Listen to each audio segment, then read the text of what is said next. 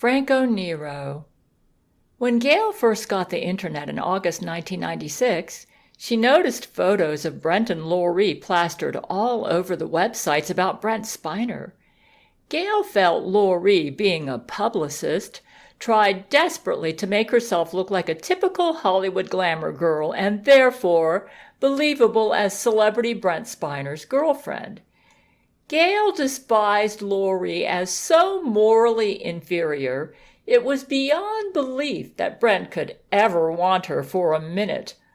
Boy, Brent must be some actor, that he could sing songs like he did in Old Yellow Eyes' back, and it appeared his real self was spineless, lacking moral fiber, and willing to kowtow to Hollywood big shots to maintain his celebrity status. His attitude was all the things Gail despised.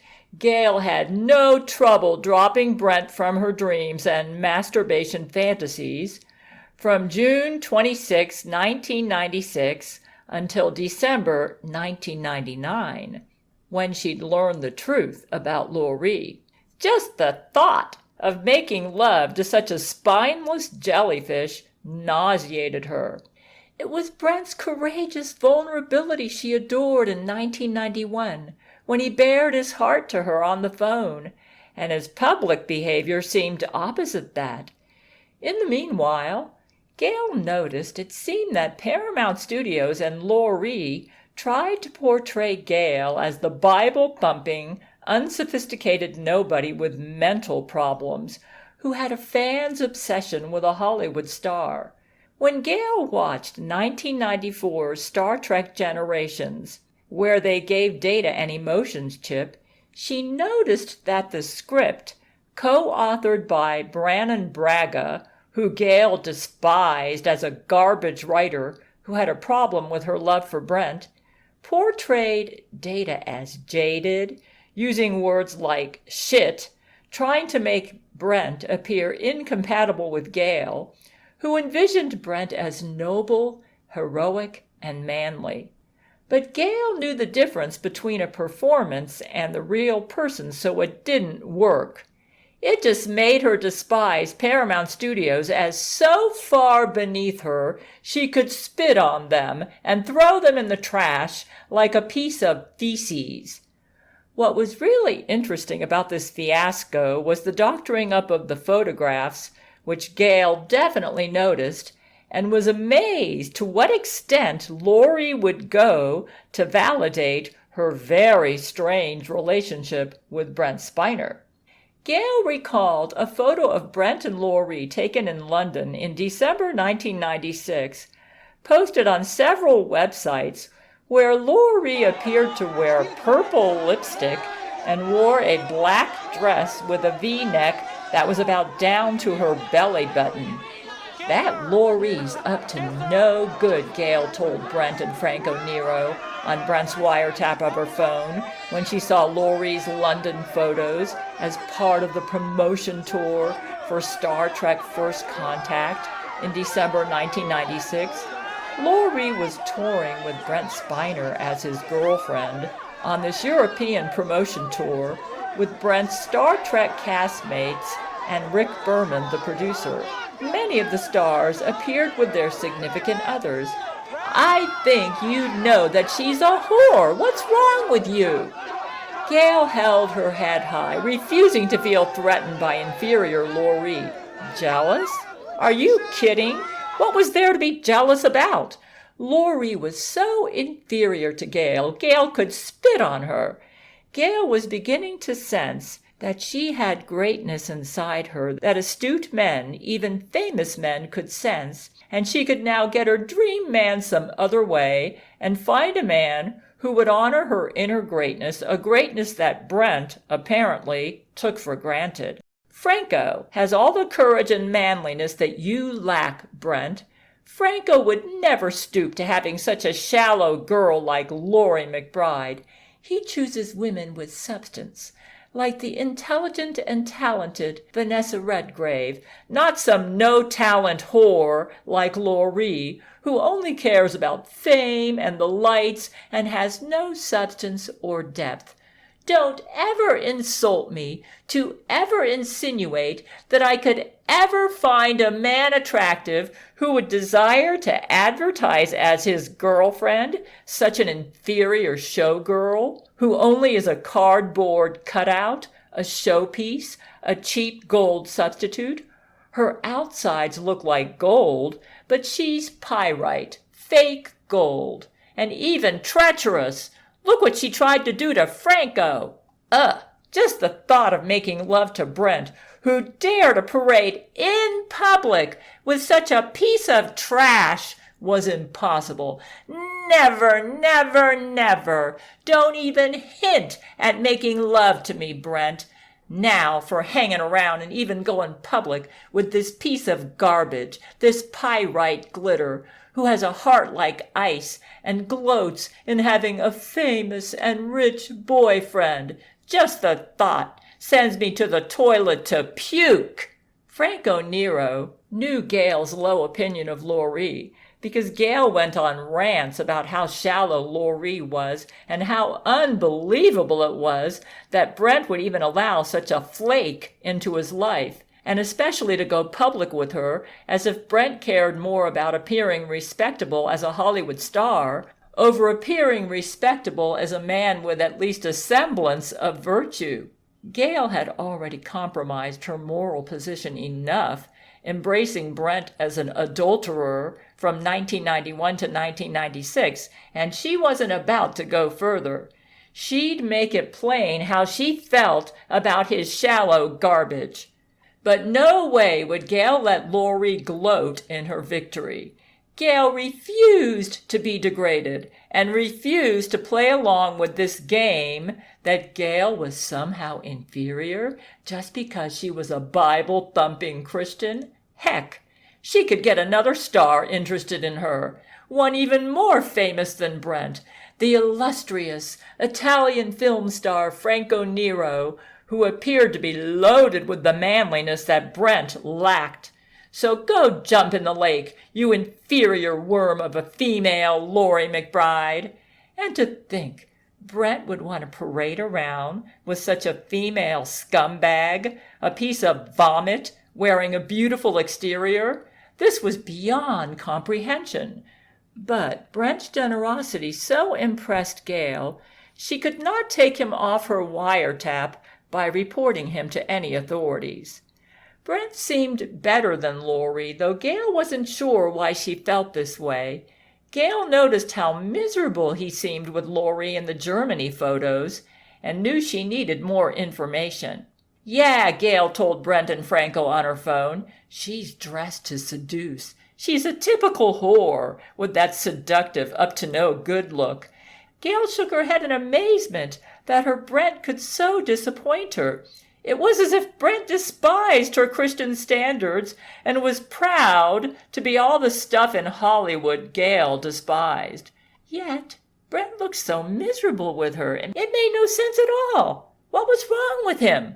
Definitely mentally ill. What was even more interesting were the photos taken of Brent and Laurie in Germany around December 12, 1996.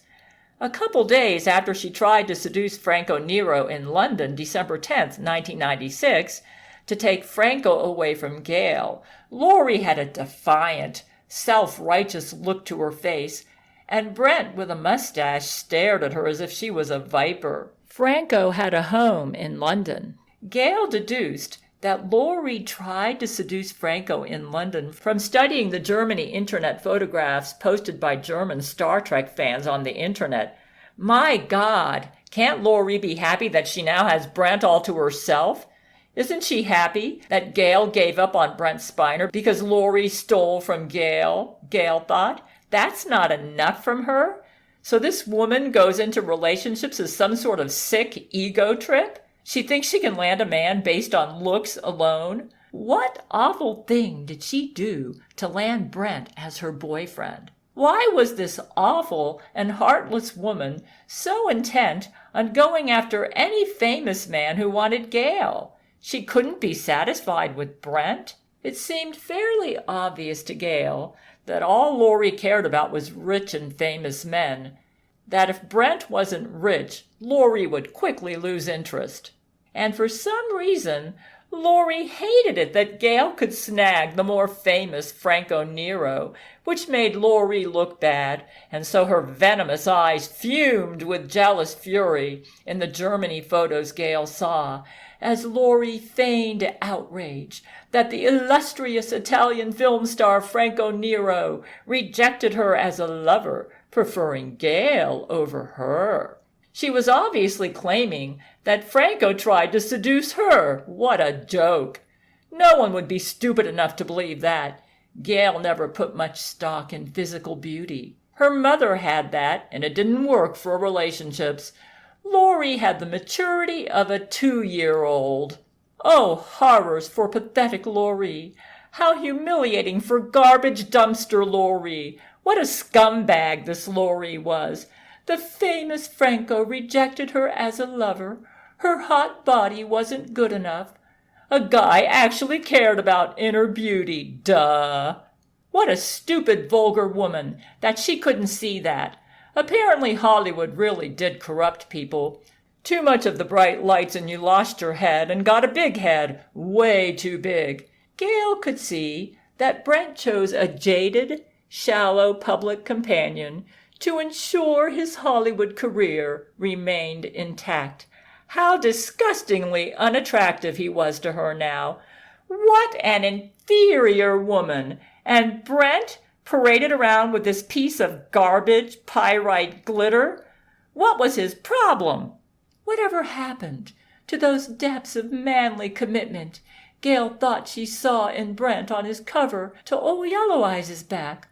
What happened to her macho Texan?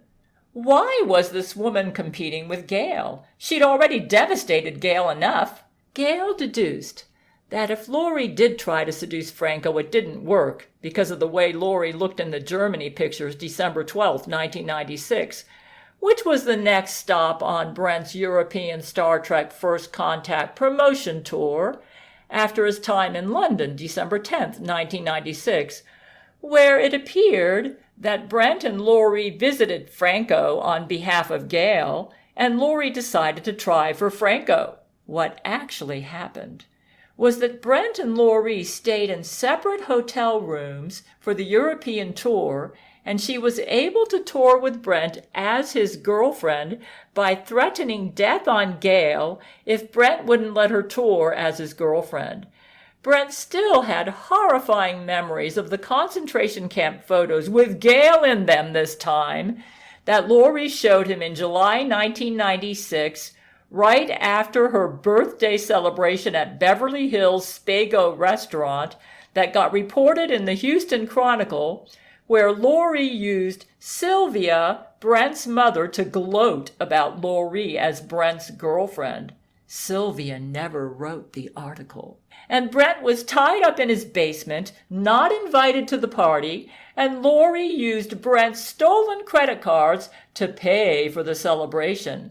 When Brent and Lori arrived in London, Brent got a panicked phone call from Franco Nero on December 10, 1996. Franco reported that he came home one night and found Lori sprawled out on his couch wearing lingerie.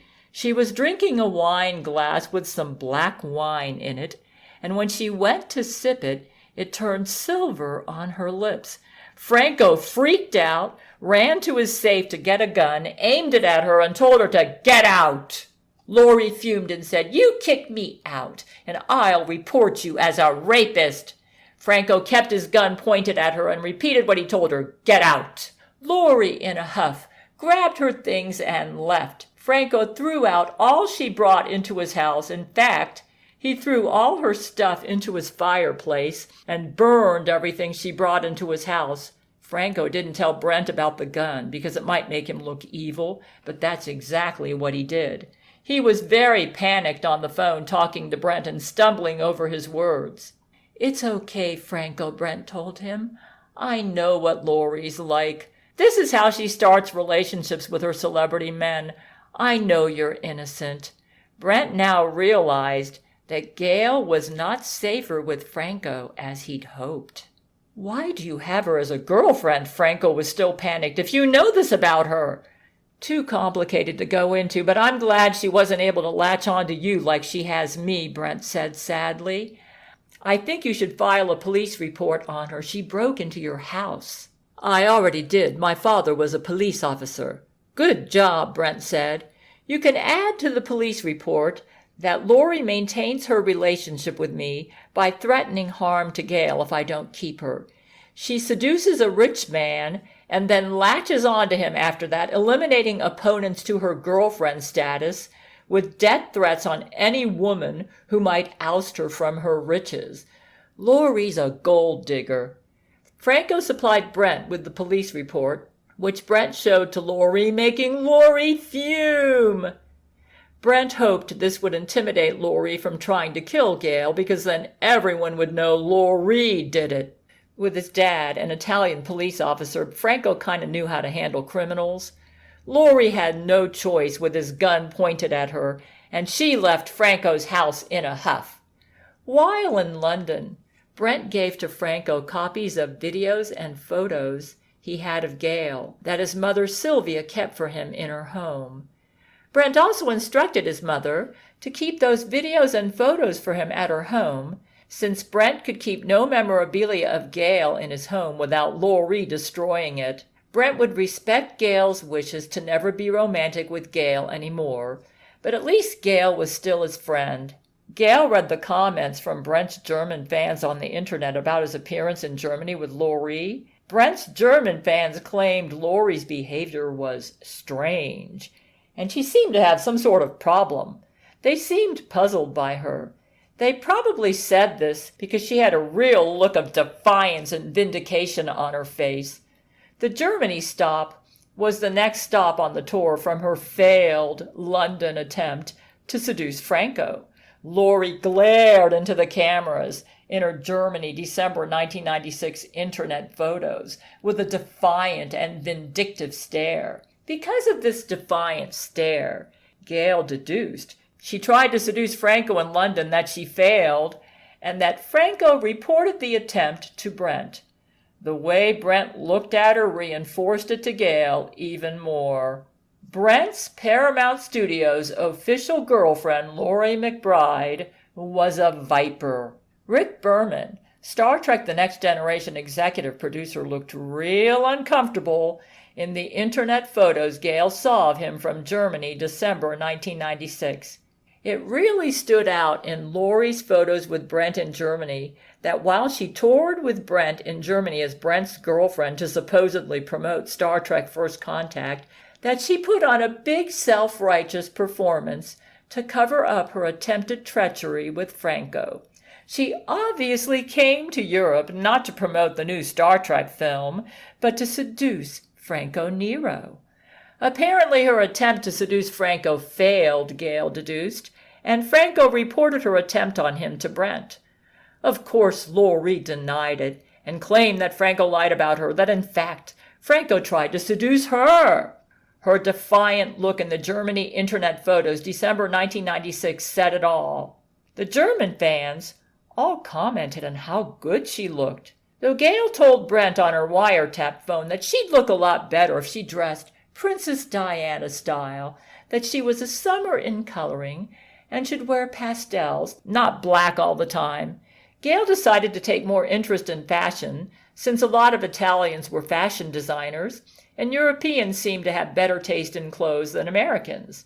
With Gail's mother a model, this wouldn't be hard for her. Brent laughed, taunting Lori with Gail's comments. "Since I'm forced to deal with you in public, at least don't look like a dork and dress like Gail suggests. Gail has good taste in clothes, unlike you. The way you dress is an embarrassment."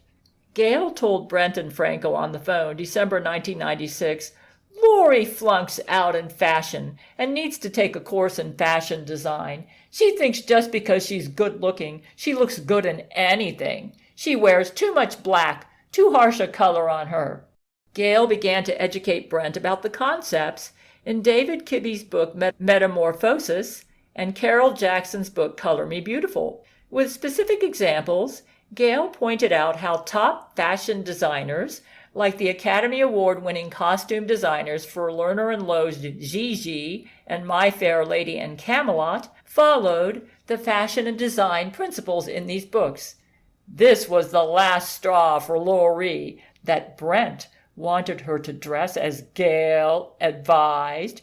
She would not put up with any dull, dowdy, poor and inferior woman advising her about how to be a voluptuous and with it Hollywood girl and how to be a sizzling glamour queen.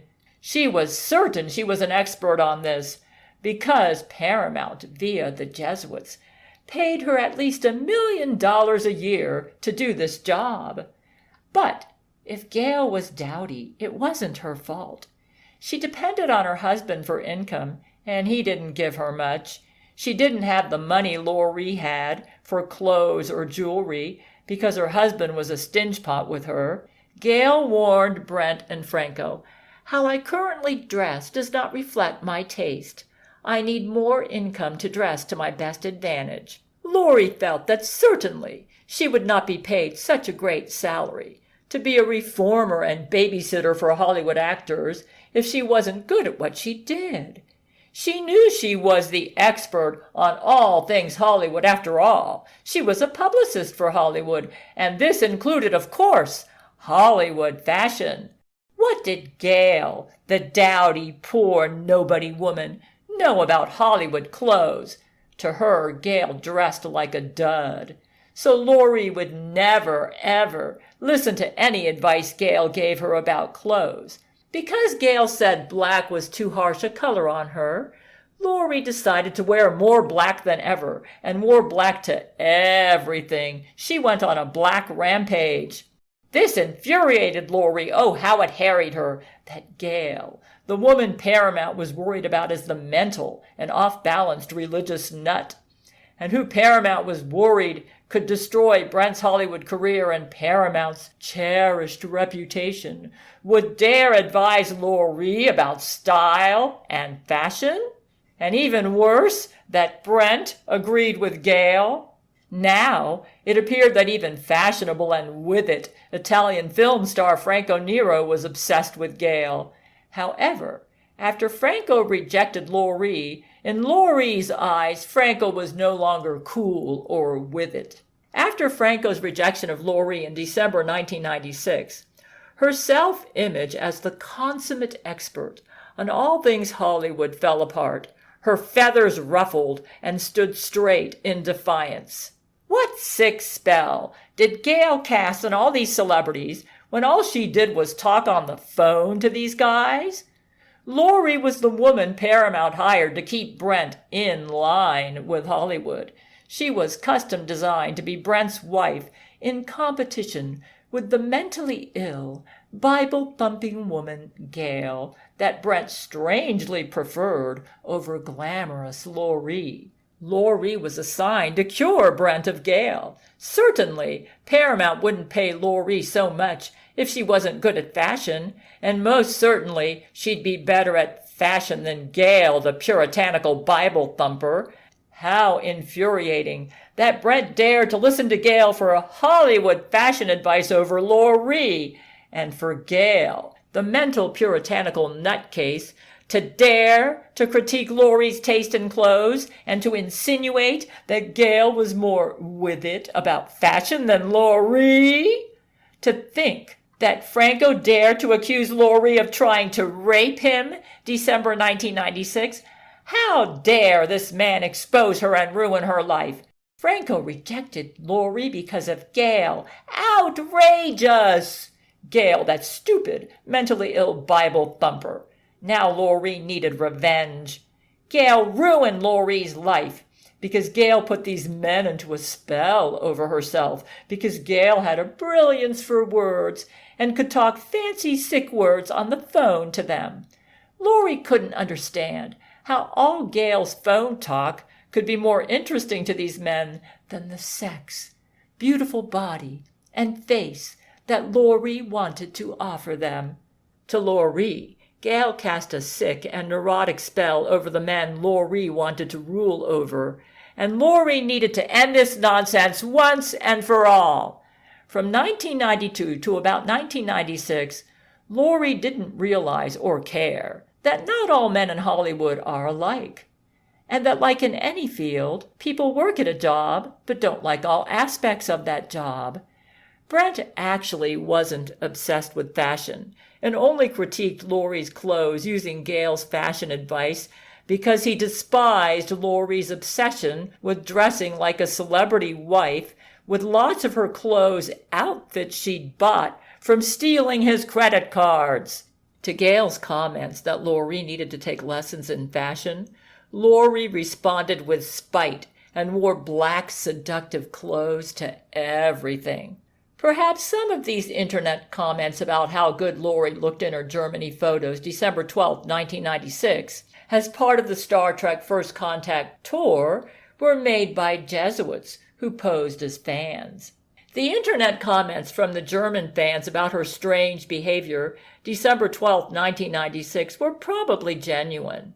That Brent kept this woman, even after he knew Laurie tried to seduce Franco, made Gail more determined than ever never to take Brent back as a romantic interest. And this puzzled her about Brent. He was definitely too much of a wimp for Gail. Gail knew he didn't want Laurie, that he had her for reasons other than love, that he wasn't as great and courageous as Gail thought if he had that shallow glitter box and whore for a girlfriend, when it was obvious to Gail that she intimidated Brent. He always looked like he was scared of her, and that she could never be the soulmate to Brent that Gail had been. The fact that Laurie couldn't be content with Brent after Gail dumped Brent for Franco would end up being a big clue that would help Gail figure out in December 1999 that Laurie was a Vatican agent with a mission. What was really interesting about this fiasco was the doctoring up of the Brent-Laurie photos, especially the December 10th, 1996 London photo where Laurie was dressed to kill. Laurie and Paramount used photographic hucksters to change Laurie's expressions to make her look more angelic and sweet. Her long V-neck got gradually shorter, and her purple lipstick became more muted and less purple over the months. They made the changes gradually over a period of about 6 months. Needless to say, after observing this photographic hucksterism on the internet, Gail didn't trust any photos she saw of Brent and Laurie. She even noticed photos where Laurie's head didn't match her neck or her body, and/or where it appeared Brent and Laurie had been fused together. But it was so simple, Gail thought.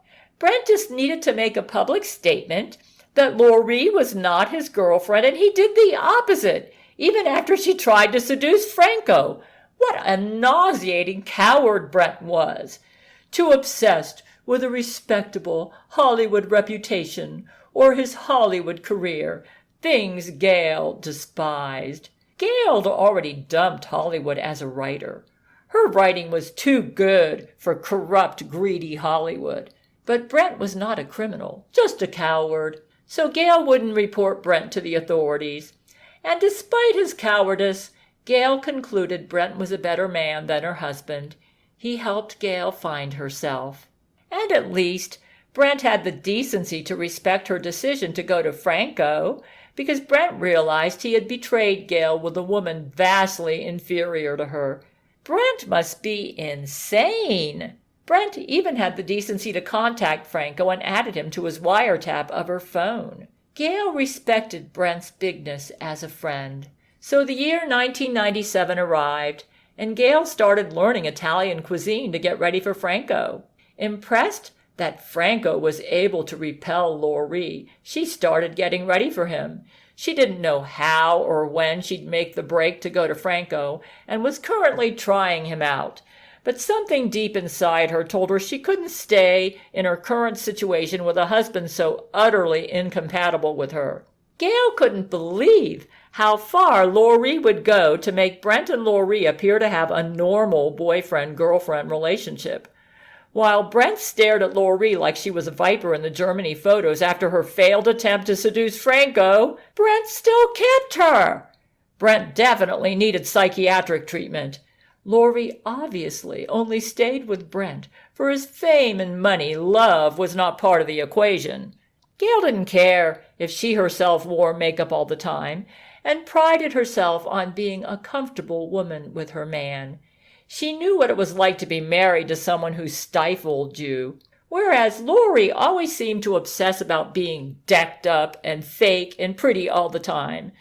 Lori approached love like a dumb teenager who got her mantras about how to get a man from some dumb Hollywood glamour flick. She'd obviously never been married or in any serious relationship, not realizing or caring about the real things that made a marriage work. So opposite Gail. So Gail thought, Brent wanted a pageant girlfriend, shallow, no depth, no commitment, just a show girl, one who disdained the comfort, depths, intelligence, and inner beauty of Gail. How despicable that Brent would prefer a showgirl to her! This was not the Brent Gail fell in love with. Sylvia, Brent's mother, was still on the wiretap. She had a blog and wrote on it in December 1996 that she did not like Brent's girlfriend. Gail thought, nice try, Sylvia, but that isn't good enough. I won't reinstate Brent. I can't find a man who totally lacks manliness and moral conviction attractive.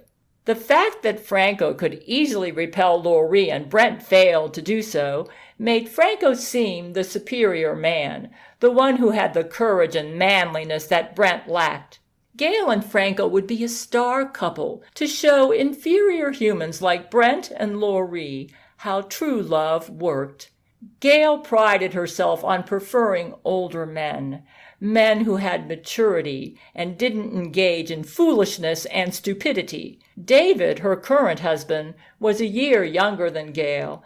Gail had already learned her lesson about getting involved with younger men. Six-pack abs were never a big deal to Gail. Gail looked for men who had courage, honor, and vastness in their hearts and mind. If not, good luck trying to stir a minutia of romantic interest in Gail. Heck, Gail wanted a man who was the epitome of manliness, someone like Jesus. And everyone knew that Jesus was not into six-pack abs, so Gail thought. Gail saw Jesus as being like the Jesus in the television miniseries Jesus of Nazareth. God forbid! Gail told Brent she loved him for being like Jesus, and now he paraded around with this flake, this garbage parading as showgirl pyrite. And Brent expected Gail to still find him attractive? Did he think Gail would be jealous of inferior Lori? What was there to be jealous of? The showgirl pyrite was vastly inferior to Gail. Franco Nero obviously saw it. What was Brent's problem? A little too overconfident about his celebrity status? Maybe too many girls proposing marriage to him? Well, Gail would have none of it. Brent couldn't get her back, even if he came begging on his hands and knees. Not until he proved to Gail that he was a man. No, give her the puke bucket instead. Ugh. He better not dare even hint at romance with Gail. Brent's brother Ron was also on Gail's wiretap. He was born in 1947, 2 years before Brent. He married young and had 10 kids, most of whom became physicians. Raised Jewish like Brent, he attended the same conservative Jewish day school as his brother Brent. But Ron's Jewish practice was more orthodox, and so he loved having lots of kids. In January 1997, Ron knew Lori had moved into Brent's secret from Lori, Beverly Hills home, and that Gail had dumped Brent as a romantic interest over what she perceived as Brent's moral failings and shallowness, and that Lori even tried to rape Franco Nero while posing as Brent's girlfriend. Ron decided that Gail needed to know the entire truth about Lori McBride. Brent was a hero for Gail, and Gail deserved to know this. Gail needed to know that Brent only stayed with Lori to keep Gail alive. Ron decided in the new year, 1997, to drive from his home in Oklahoma to Houston to meet Gail in her Webster, Texas Baybrook Village Apartments parking lot and to introduce himself as Brent's brother. This was a secret mission for his brother Brent, because if Gail knew how Brent sacrificed for her, perhaps she might reinstate Brent and marry Brent and save Brent from Laurie. It was obvious to Ron that Gail planned to eventually leave her husband, and Brent was who deserved her. If only Gail knew how committed Brent was to Gail. Ron could tell by listening to Gail on her wiretapped phone that Gail was impressed by commitment. Ron chose a time when Gail's husband David was not home. As Ron's vehicle entered the parking lot to Gail's apartment on January 10, 1997, and as he got out of his car to walk to Gail's apartment, a taser net grabbed both him and his car and transported him aboard a Jesuit spaceship hovering over Gail's apartment area. He and his car just vanished.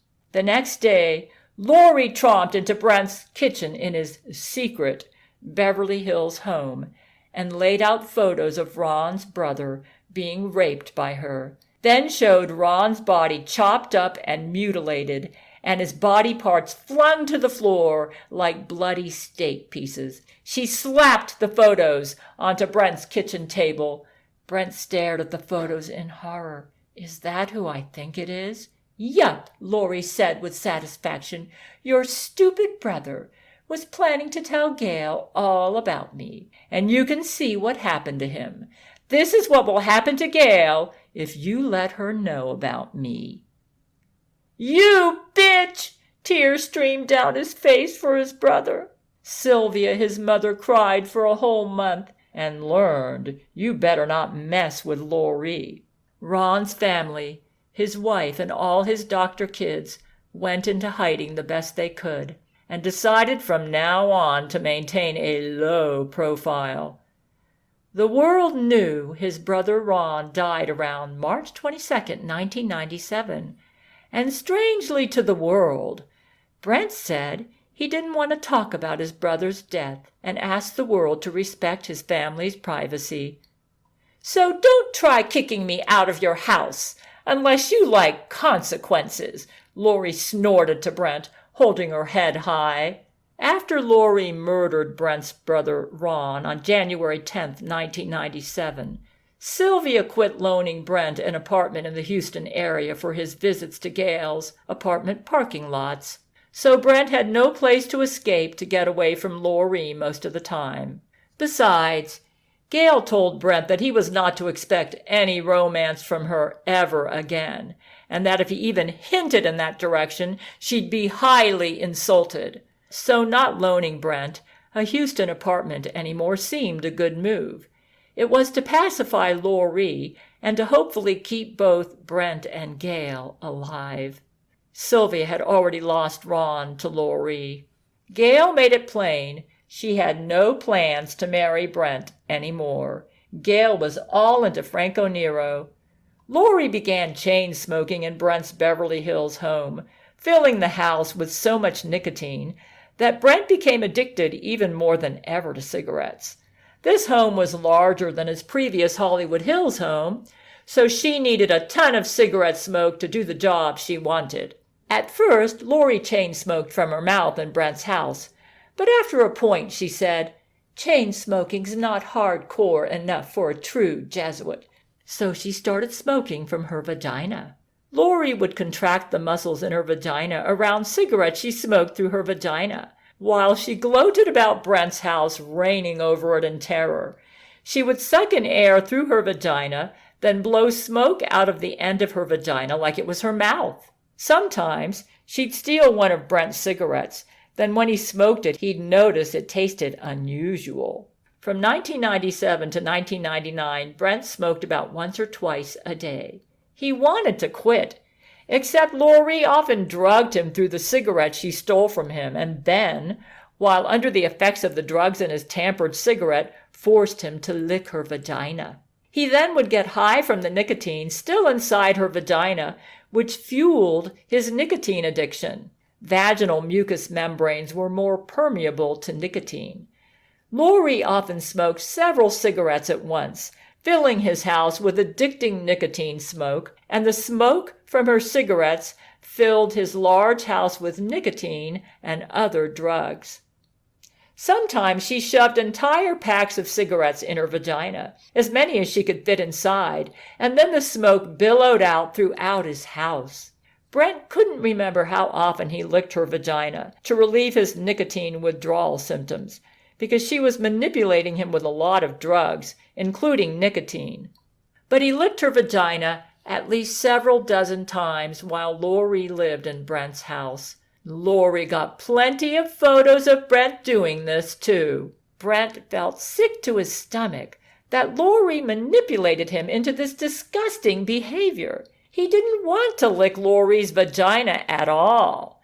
He preferred to lick Gail's vagina if she'd have him, and if Gail liked this. However, Gail was never into having a man lick her vagina. She preferred soul connection over body connection, and a man licking her vagina would seem gross to her. But what tormented Brent the most was that a part of him felt relieved at licking Laurie's vagina. His body was enjoying it at the time. That's because Laurie had gotten him severely addicted to cigarettes. To Brent's horror, she got plenty of photographs of Brent licking her vagina. After stealing his cigarettes, she'd wait for him to go into withdrawal. Once his withdrawal symptoms started, she'd stuff his face down into her vagina, take pictures, and allow him to get his fix. After he got his fix with his head stuffed into her vagina, his painful withdrawal symptoms would then leave. It was all a part of her physical and psychological rape of Brent, while he endured her ruling over his house and his life. He allowed Laurie to do this to him just to keep Gail alive. To Brent, Gail's life meant more to him than his own. Gail, in the meanwhile, was preparing to be the possible wife of Franco Nero. In 1997, Gail went to Houston bookstores and bought books about Italian cuisine. She mastered authentic Italian cuisine and gallivanted the Houston supermarkets to find authentic Italian ingredients. She'd developed a reputation among her friends and husband as a gourmet cook. Around this time, early 1997, from Gail's scouring on the internet, she determined that Brent had allowed Laurie to live in his house. Laurie was buying fake wedding rings and parading them in public when Brent worked in New York musical theater around spring 1997 to embarrass Brent into marrying her. But Brent would not marry his official Paramount publicity girlfriend, Laurie. So Laurie blackmailed Gail and Brent and eventually became so vicious and violent that by 1998, Brent took her to court and she ended up in jail. Now we'll go into what she did that led up to that. Gail bought a cookbook called The Splendid Table with recipes from Emilia-Romagna because Franco was from Parma, Italy. One of her favorite recipes became Maria Bertuzzi's lemon chicken from The Splendid Table. She lost most of these cookbooks when she moved from Seattle to Florida in 2001. Gail also learned how to make her own pasta, and by the time she got to South Carolina in July 1997, she baked her own garlic rolls where she kneaded the dough from scratch. She made her own pasta by rolling out the dough and cutting the pasta into different shapes. She drove all over Houston to find the ingredients needed for her recipes. She also bought several other Italian cookbooks and strove to still cook healthy. One of her favorite cookbooks became the American Heart Association's Around the World cookbook. She made all recipes from scratch. Her favorite recipes from this cookbook that she often prepared for her family in Texas 1996 and 1997, and in South Carolina 1997 and 1998, were chicken soup with pasta and cheese, Italian, tomato mozzarella salad, Italian, baked fish steak with capers, Italian, mussels steamed in wine, Italian, chicken piccata, Italian, turkey rolls with prosciutto and cheese, Italian, two-sauce turkey cannelloni, Italian, pot roast style steak with tomatoes, Italian, pasta primavera, Italian, fettuccine alfredo, Italian, herbed batter bread, a homemade Italian bread, chicken with 40 cloves of garlic, French, meatless cassoulet, French, roasted asparagus with Dijon vinaigrette, French, chilled asparagus with lemony garlic dressing, German, German potato salad with baby carrots, German, bundled trout and vegetables, German, turkey meatballs and squash shells, German, black forest cake, German, which she made from scratch, puffed pancake with apple cranberry sauce, German, fish sautéed with tomatoes and cinnamon, Greek, savory chicken patties, Greek, herbed braised beef with tomatoes, Greek, gyros, Greek. She made her own pita bread from scratch, sautéed summer squash, Greek, garlic potatoes, Greek, lemon chicken, Middle Eastern from Yemen, stuffed zucchini, Middle Eastern, pita bread, Middle Eastern, corn, zucchini, and tomatoes, Mexican, spinach, crab, and ham soup, Barbados, old clothes stew, Cuban. She prepared many other dishes from other cookbooks she had, such as one called Low-Fat Italian Cookbook. A lot of these dishes would become Gail's favorites for life. Gail became an Italian gourmet cook to prepare herself for Franco. Anything Italian interested Gail at this time. On July 15, 1997, the television was on in her Webster apartment, and there was a news break. Italian fashion designer Gianni Versace had been assassinated in Miami Beach. David was blocking her view, and she pushed her husband away from the television set to get a better view. David, in fury, shoved Gail so hard that she flew across the living room and hit the wall about 10 feet away. She landed hard on her rear, fracturing her tailbone. It took her a month to heal. David never got any sex from Gail after he shoved and injured her. So from July 15, 1997 forward, David got no sex from Gail. He was gone half the year for the entire marriage anyways, so he didn't have any sex with her for months before July 1997 anyways.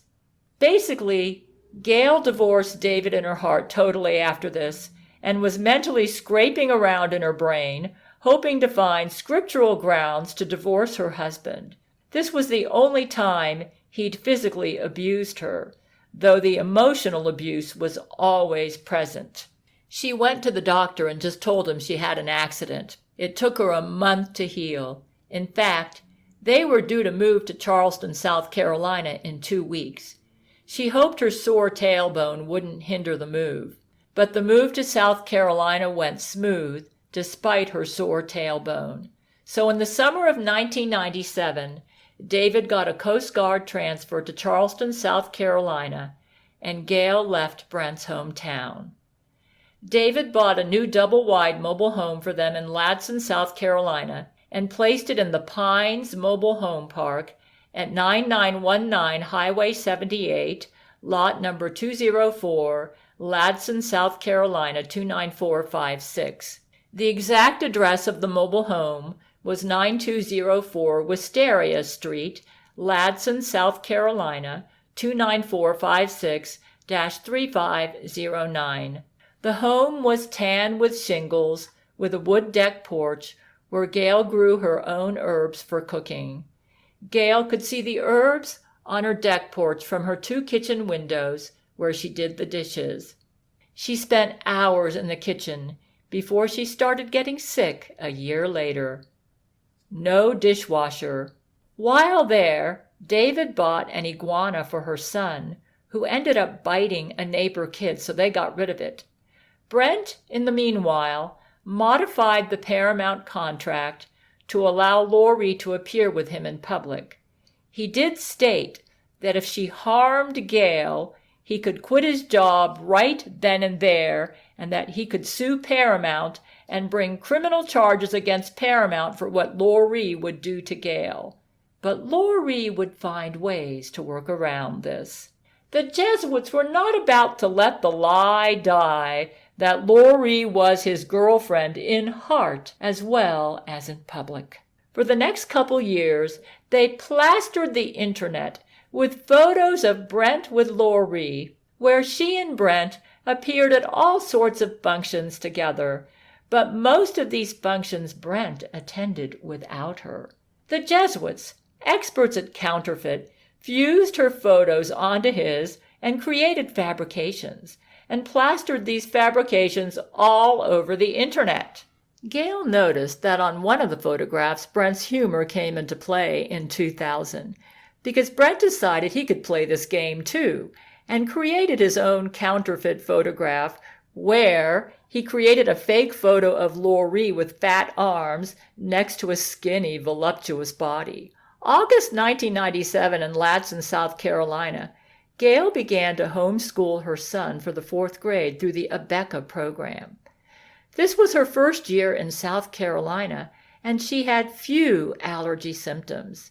In January 1998, she decided to study the Italian language to honor Franco, and bought tapes and language books from Charleston stores to learn his native tongue.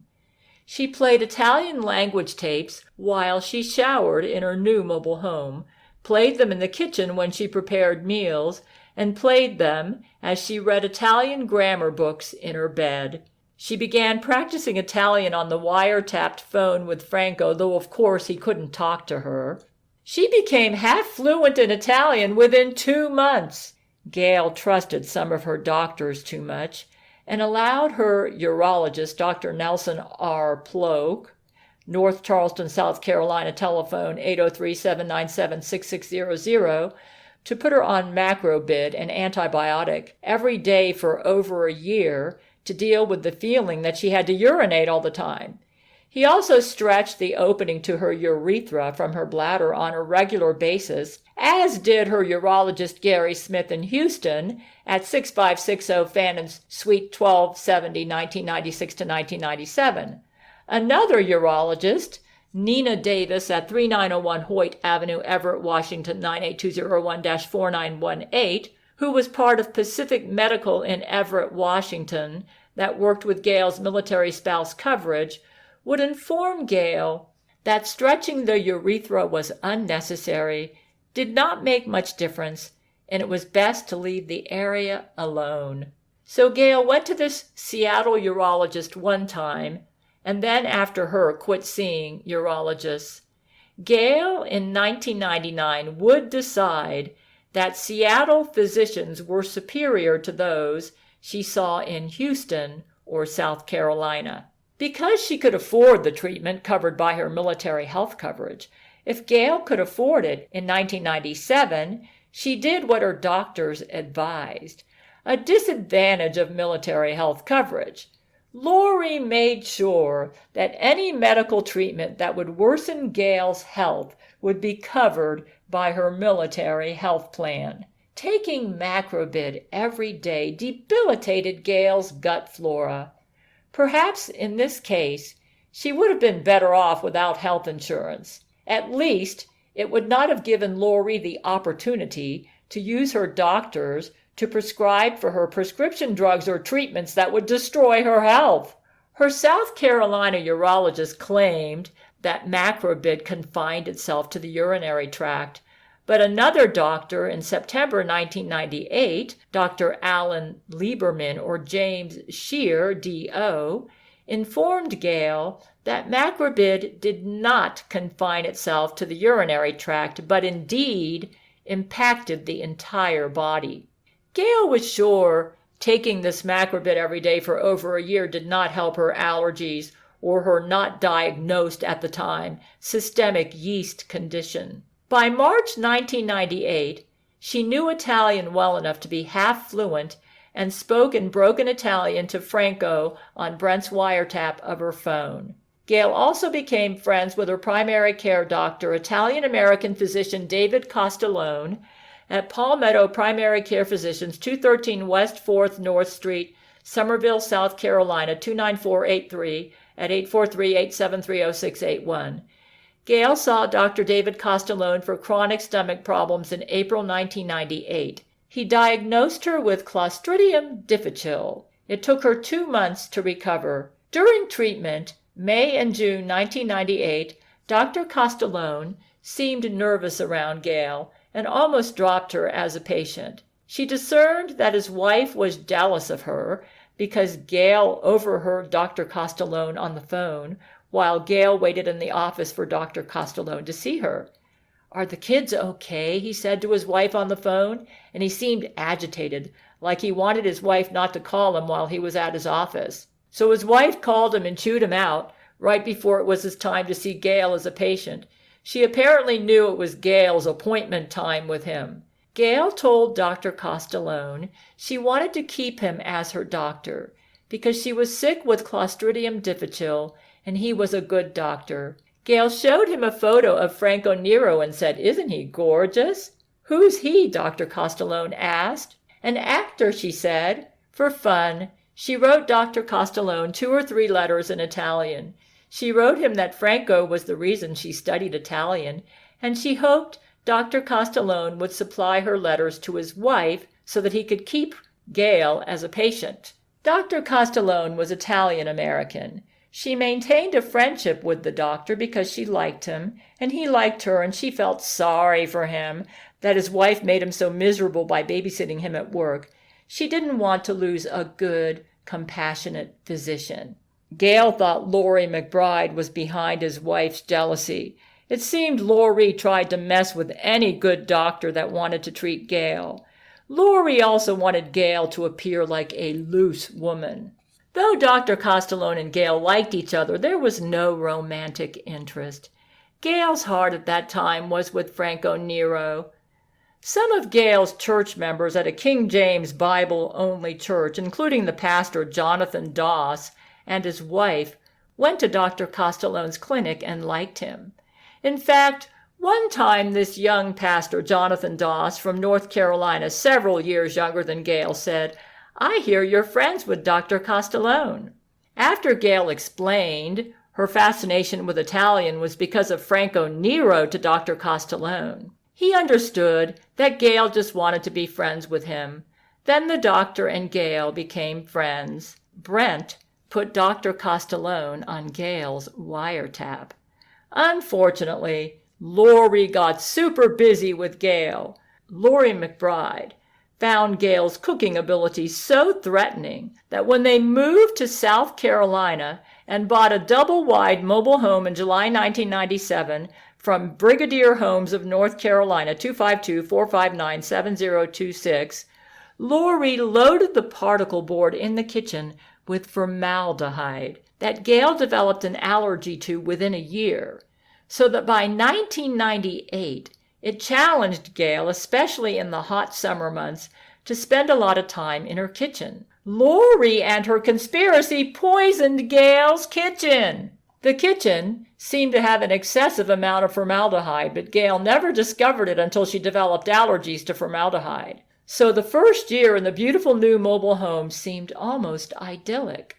But a year later, in 1998, the summer heat caused the excessive formaldehyde in her mobile home's kitchen to off-gas and give her symptoms so that she could not work in the kitchen without feeling very dizzy. It seemed around June 1998 that she had become allergic to her kitchen.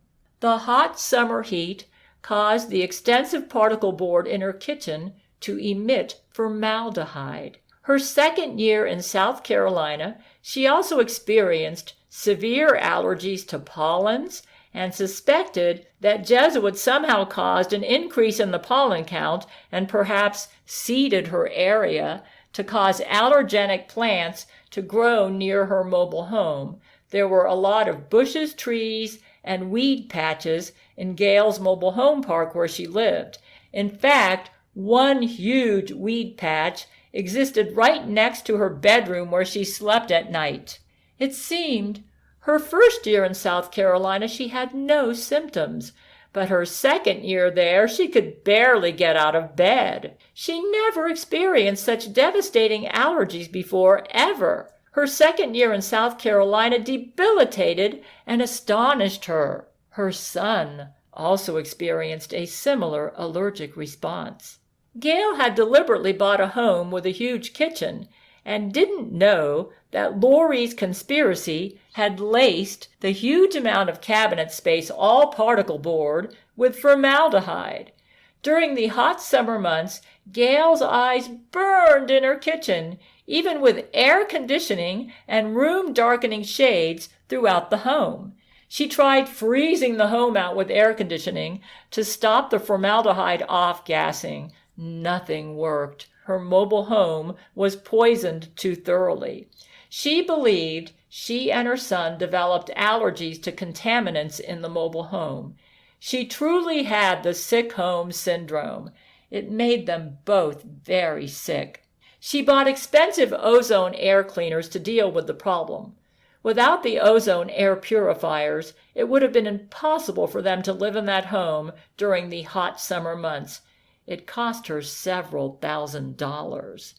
So both Gail and her son suffered terrible allergies that debilitated them. And in June 1998, because she was so dizzy, she tripped and fell over a dog gate in front of her bedroom, at the bedroom doorway that led into the living room area. Gail had put up this dog gate, which is what she tripped over, in front of her bedroom because her husband, against her wishes, bought a collie named Henry that Gail wanted to keep out of certain sections of the home. Her knee landed hard on something sharp on top of their dehumidifier that cut her to the bone on her left knee.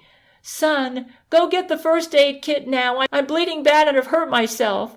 I'll need stitches. Blood's coming out fast."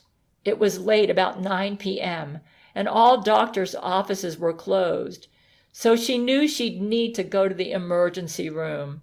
Eric rushed to get the first aid kit. With lightning speed, Gail put pressure over the wound because blood was gushing out and wrapped the gauze securely around her left knee. It was only her and her son.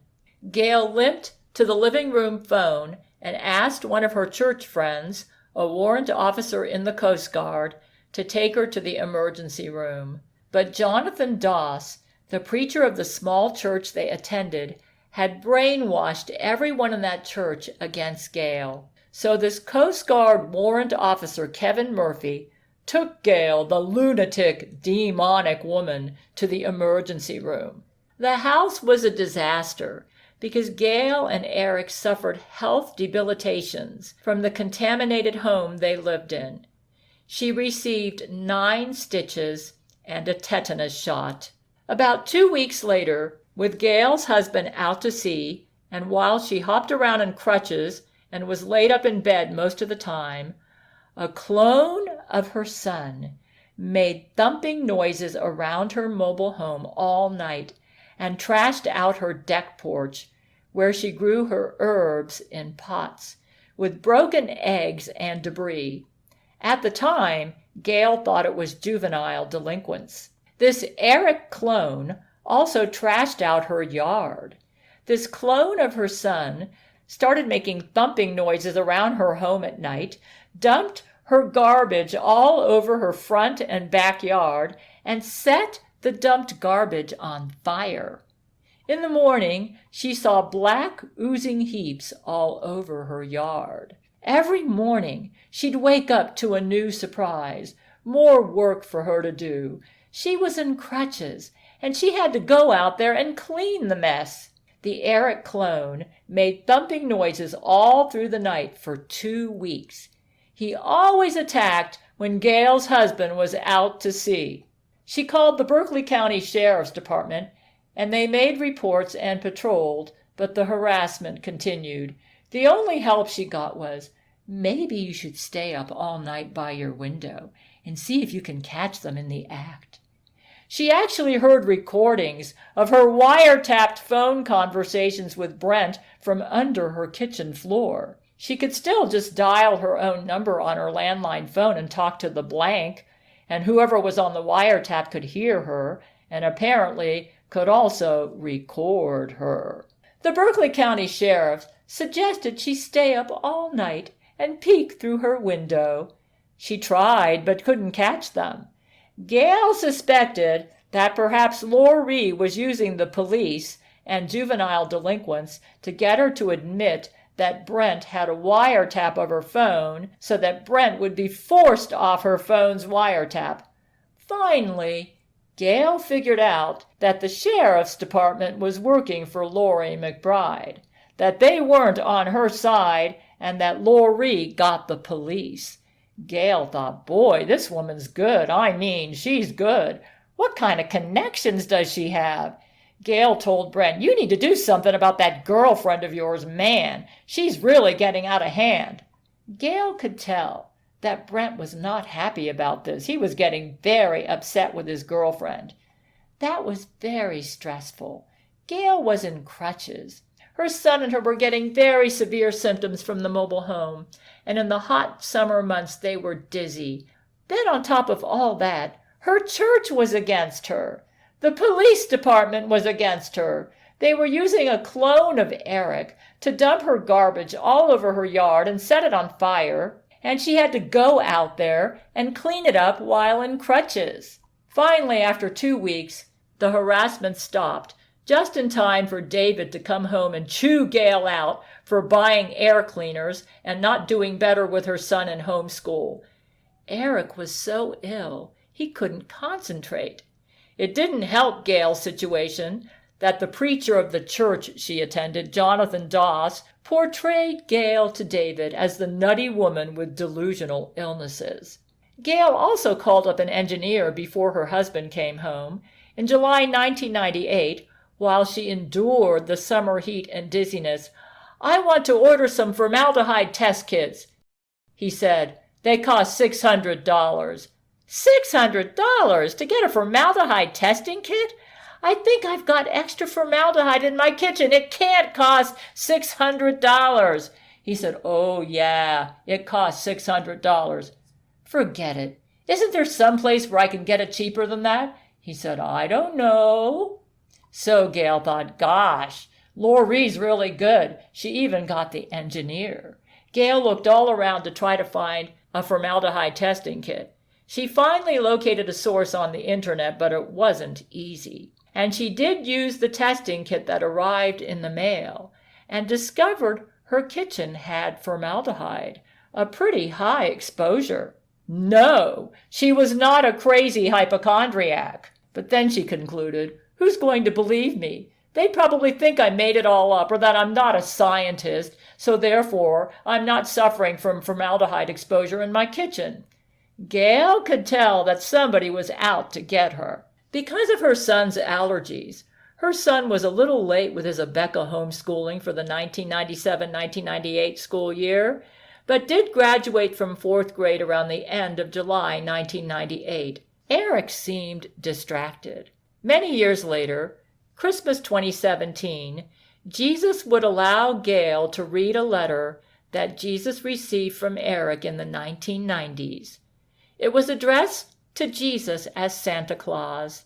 Dear Jesus, my dad is a Navy officer, and he is always gone for months at a time. It seems like almost every time he comes home, he wants to take me on long camping trips alone without Mom. Every night, when we are sleeping in the tent, my dad pulls down my pajama bottoms and sticks his penis in my butthole. I don't like it, and it feels weird.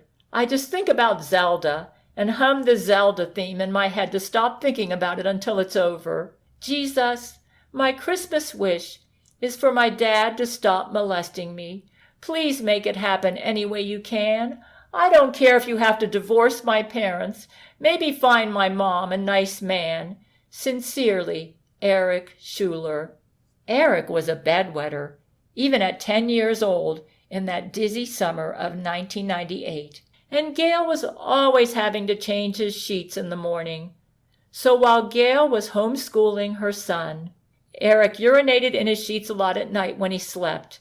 It was a good thing she had her own washer and dryer.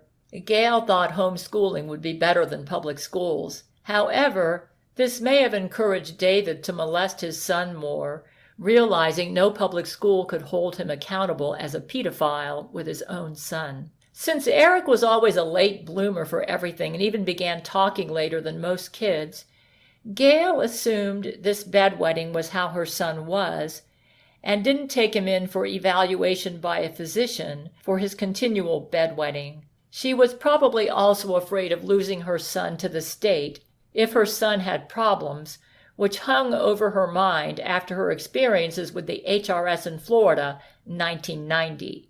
Gail had no idea that David was molesting her son. Back when they lived in Texas, 1995-1996, Eric had become best friends with a boy named Trey Hanza in Webster, Texas. Both boys loved Pokemon and Zelda. Gail did notice that her son seemed to have an obsession with Pokemon and often wondered why. Every spare moment, he was playing with his Pokemon devices like an obsession. The bedwetting happened in Texas, too. So Gail concluded during that dizzy, injurious summer of 1998 in South Carolina, wow, that girlfriend's got some connections.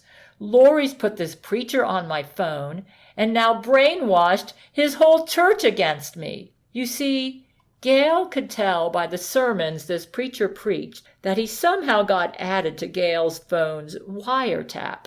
That church had an us-them mentality anyways. Gail thought, Lori McBride got the county sheriff's department against me, and my church, and just about everybody. Gail was also intrigued by a form of immunotherapy called EPD, enzyme potentiated desensitization, in July 1998, and read on the internet that it was used with great success in England. She was frantically searching ways to cope with the mountain of health problems that hit her and her son like an avalanche. Her son's allergies had so incapacitated him that they were unable to make any progress in homeschool. Eric had maintained an AB average in homeschool, but toward the end of his 4th grade year, they were at a standstill for about 2 months.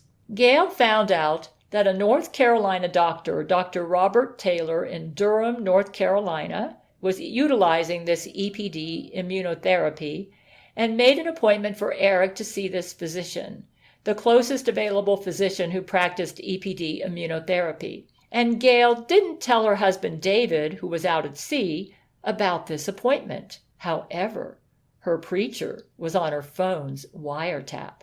Somehow, David found out she'd made this appointment, and David went on a rampage in an email to Gail, even though he was out at sea, claiming she went overboard with Eric and that she must see a local doctor, that the drive was too dangerous, about a 1 or 2 hour drive, for a woman to undertake alone. Lori McBride had apparently contacted Jonathan Doss, the punk preacher of the church Gail attended, and hired this South Carolina preacher to contact David and inform him that Gail had made this appointment. For some reason, Lori didn't want Gail and her son to see this EPD doctor. Perhaps he couldn't be bought like Dr. Lieberman would be, who Gail ended up going to. Or perhaps the treatment would have been effective, and the Jesuits wanted Gail and her son to stay sick with these weird symptoms.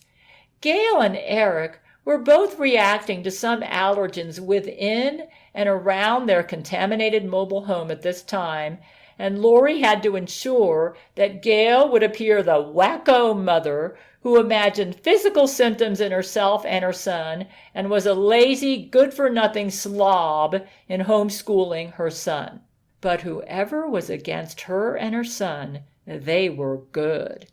Gail figured it was Lori McBride and her friends. She thought, those Hollywood connections she has, she's got some powerful friends that they can do this. Boy, things can't get much worse than this. Gail placed the ozone air purifiers in the living room of their double-wide mobile home, and they seemed to make it bearable for Gail to live in the mobile home by filtering formaldehyde from her home. She didn't discuss the air cleaners with this preacher either, but the preacher found out somehow. When he came to mow the lawn, he didn't come indoors. He stayed outside. Gail started figuring out by how her husband treated her over the next year that this South Carolina preacher was sending regular emails to David out at sea that characterized Gail as the nutty woman who played some sick hypochondriac game that poisoned her son's mind, that fed her son's sinful laziness, and allowed her son to feign illnesses to cop out of school, and that Gail was spending money recklessly on fraudulent medical treatments. So when Eric had debilitating allergy symptoms in the summer of 1998 in Charleston, South Carolina, Gail was researching the internet for alternative allergy treatments because the standard immunotherapy that her son received was ineffective. She had tried standard immunotherapy on herself earlier, around March 1998, and after the first round of shots, her heartbeat raced to about 130 beats per minute, and Gail went to the emergency room. Therefore, she dropped standard allergy shots after that experience. The ER did nothing about her reaction to the allergy shots and said the allergy shots just needed to wear off. As a result of her experiences in Charleston, South Carolina, Gail's trust in traditional medicine plummeted, and she decided to try alternative medicine practitioners. Also, in July 1998, Eric experienced chills and wrapped himself with blankets even though the air's temperature was 90 degrees Fahrenheit. Even when he wrapped himself in blankets, he claimed he was freezing. Gail took him to the emergency room, and they were stumped. Gail concluded he suffered from allergy that affected his nervous system. Eric almost flunked 4th grade because of all these weird illnesses, though they made it in time by the skin of their teeth. Then she noticed when the preacher from her church, Jonathan Doss, came over to mow their lawn and she was in crutches, he was very snooty towards Gail. He treated Gail like she was some mental case and that he was far above Gail. So in July 1998, when Gail's stitches healed, she plopped her leg onto Dr. Costellone's couch and told her doctor friend to remove the stitches for her. He was distressed that this happened to Gail, but said she was courageous in how she handled it. Her family doctor took the stitches out for her. He was very upset that this happened to her. Dr. Costellone was a nice guy. Finally, the stitches came off in July, and about a month later, about mid-August 1998, she was able to walk without crutches. In the month of August 1998, Gail also started thinking about studying law. She said, "You know what? With all the problems that I've had dealing with police and corruption, I think I want to be a lawyer. I don't think these people, whoever they are going to leave me alone." Gail's son began his 5th grade year for the next school year in Abeka homeschooling at the beginning of August 1998.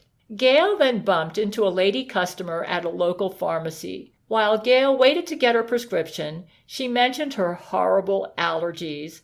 The lady recommended Dr. Lieberman to Gail. So Gail decided to try the best local doctor she could find, Alan Lieberman, MD, at 7510 North Forest Drive, North Charleston, South Carolina, 29420-4297 at 843-572-1600, who practiced a provocative form of immunotherapy because David banned her from the North Carolina physician she wanted to see.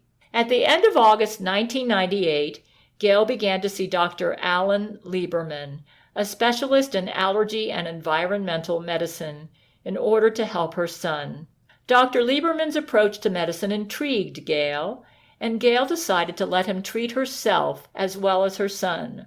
While in treatment at Dr. Lieberman's office, she deduced she was never manic depressive, because the psychiatric medicines did not cure her sleep problems, which was the main reason she started seeing psychiatrists in the first place. And she never had psychotic symptoms at all, the whole time she was diagnosed with manic depression. Around fall 1998, because the preacher at their small church preached a message based on what she told Brent and Franco on the wiretap phone, she discerned this preacher somehow got on her phone's wiretap. She did not feel, though, that this preacher told her husband about her phone's wiretap simply because he was on it. Once she figured out Jonathan Doss was on her phone's wiretap, Gail decided to only speak Italian on her wiretap phone so that the preacher couldn't understand her. She also concluded that someone, not Brent, Franco, or Dr. Costellone, bought off this preacher, and that she couldn't trust this preacher or his family anymore. And Gail strongly suspected all in her church had been bought off or influenced by Laurie McBride.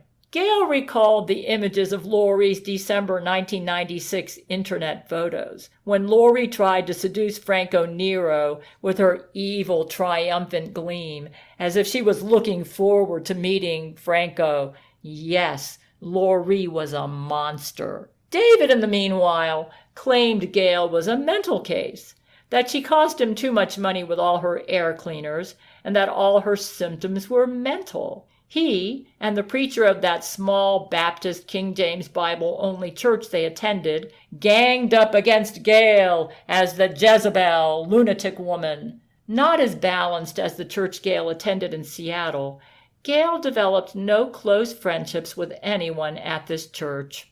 Once Gail sensed that this preacher listened to her conversations to Brent and Franco on her phone, she refused to go to his church, because he used his snooping as the basis for all the messages Gail heard in church the next Sunday. This preacher, Jonathan Doss, about 5 feet 6 inches in his 30s, stocky with short black hair and black beady eyes, hailed from North Carolina. He and his wife from North Carolina had a North Carolina accent.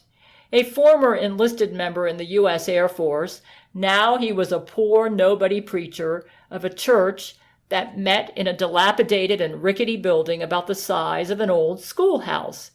Perhaps Laurie took advantage of his poverty and offered him riches beyond compare if he'd help her out. But David made Gail go to this King James Bible-only church when he was home. When Gail went, she stared the preacher right in the eye as he preached messages to try to shame her for her generosity to befriend and give so much of her time to Brent and Franco. Gail despised him for his smallness and lowness as a human being. He'd strut about on the pulpit and stare down the congregation with yelling and emotional epithets based on text from the King James Bible. His church, called King James Bible-believing church, was so poor it only had about 10 families at the most that attended with regularity. Gail recalled one message that this preacher brought based on 1 Corinthians 5. It is reported commonly that there is fornication among you, and ye are puffed up, and have not rather mourned, that he that hath done this deed might be taken away from among you. In the name of our Lord Jesus Christ, when ye are gathered together, and my spirit, with the power of our Lord Jesus Christ, to deliver such an one unto Satan for the destruction of the flesh, that the spirit may be saved in the day of the Lord Jesus Christ. Purge out therefore the old leaven, that ye may be a new lump. I wrote unto you in an epistle not to company with fornicators. He lashed out from the pulpit about the sin of adultery and fornication and stared Gail down, and Gail stared at him right back. She wouldn't let this punk intimidate her because she felt him so low and greedy and small that he could never understand how she ended up with Brent and Franco on her wiretapped phone. Actually, Jonathan Doss and his wife were sweet to Gail until Laurie messed with him. Gail wondered what sob story Laurie told this preacher that he obviously fell for because he was now on Laurie's side. She must have given him some money too, Gail concluded. He was dirt poor. Regardless, the fact that he so easily took Laurie's side and seemed to believe all her lies made Gail despise him now. His wife from North Carolina, in complete submission to her husband, had a BS degree in medical technology from a North Carolina university. She came across as the perfect pastor's wife, in total submission to her husband, with all her children well behaved and in order. She also homeschooled her children, but was never behind. Therefore, because of their exemplary Christian performance, whatever this preacher and his wife said about Gail, Gail's husband believed them over Gail. Gail's life in disarray because of Jesuit-induced problems and not in perfect order, like the preacher and his wife, caused Gail's husband to side with the preacher over Gail. This was typical throughout their marriage, that David always sided with the preacher of whatever church they attended over Gail. Yelling screams and tears were typical of this North Carolina preacher's style. While Jonathan Doss lashed out at Gail with yells and tears, Gail noticed he presented an unbalanced message. She read the rest of the passage he quoted from for his sermon about fornicators, from 1 Corinthians 5. If he read the entire chapter to the congregation, that would mean not only Gail, but he and his family would need to be purged from the church, for the rest of the chapter said this: I wrote unto you in an epistle, not to company with fornicators, yet not altogether with the fornicators of this world, or with the covetous, or extortioners, or with idolaters, for then must ye needs go out of the world. But now I have written unto you not to keep company, if any man that is a brother be a fornicator, or covetous, or an idolater, or a railer, or a drunkard, or an extortioner, with such an one know not to eat. As this preacher stared Gail down while he railed and wept from the pulpit, Gail's eyes went to the rest of the chapter. She noticed what he omitted from 1 Corinthians 5. He conveniently left out the part about the covetous, railers, and extortioners. So Gail just stared him down and dared him to go on. You see, Gail knew he was guilty of being covetous and being a railer, and she thought, what a hypocrite this guy is, and what a punk and small person. The small church Gail attended in Summerville, South Carolina was off balance and biased and wouldn't appeal to people who were thinkers. So Gail couldn't find a friend there.